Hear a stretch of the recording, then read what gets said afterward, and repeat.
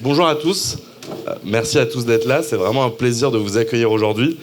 Merci à Station F qui nous reçoit, merci à tout le leadership d'AWS qui est présent aujourd'hui, merci à nos clients startups qui interviendront pendant les panels et surtout merci à vous d'être venus et d'être présents aujourd'hui. Alors, on m'a demandé de faire ces quelques mots d'introduction et je vous avoue que je me suis un peu posé quelques questions. Qu'est-ce que je pouvais avoir d'intéressant à dire à un panel d'entrepreneurs en early stage ? Si je devais écouter mon leadership, je sais qu'ils aimeraient beaucoup que je vous dise, par exemple, que 80% des licornes françaises tournent sur AWS.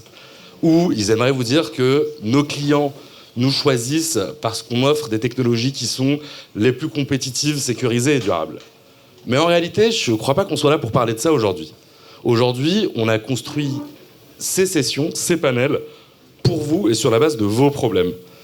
En construisant cet événement, au fur et à mesure des années, on a toujours tenté de mettre les entrepreneurs au cœur des problématiques qu'on traitait.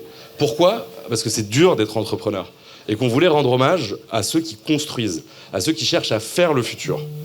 Et on voulait leur rendre hommage, notamment en leur partageant les retours d'expérience de personnes un peu plus avancées qu'eux, parce qu'être entrepreneur early stage, c'est dur, et que ce qu'on voulait vous montrer à l'occasion de cet événement, c'est surtout qu'on était là pour vous soutenir au maximum, alors avec des programmes de crédit, ceux-là vous les connaissez, mais surtout en fait vous soutenir humainement, que ce soit nos équipes commerciales, nos équipes techniques qui sont là pour vous rencontrer aujourd'hui.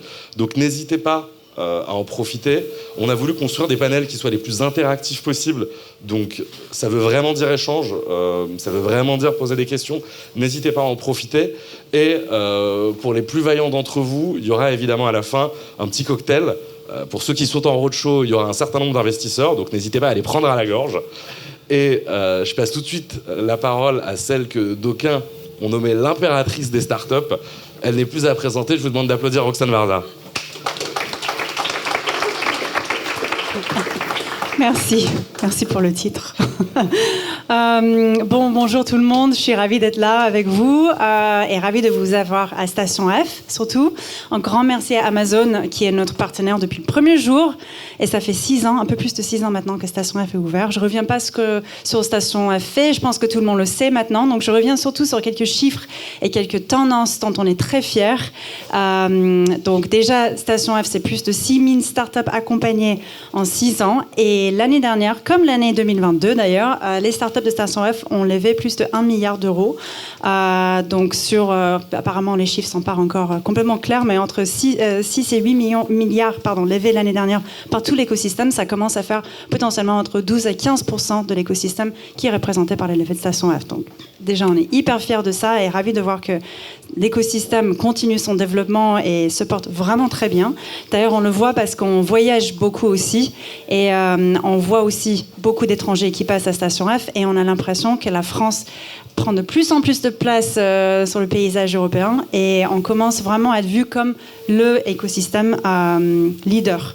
Surtout quand on parle de l'IA, mais pas que. On parle beaucoup de climat et on parle aussi de quantique. Donc, c'est les 3 thèmes sur lesquels on a décidé vraiment aussi de se concentrer à Station F.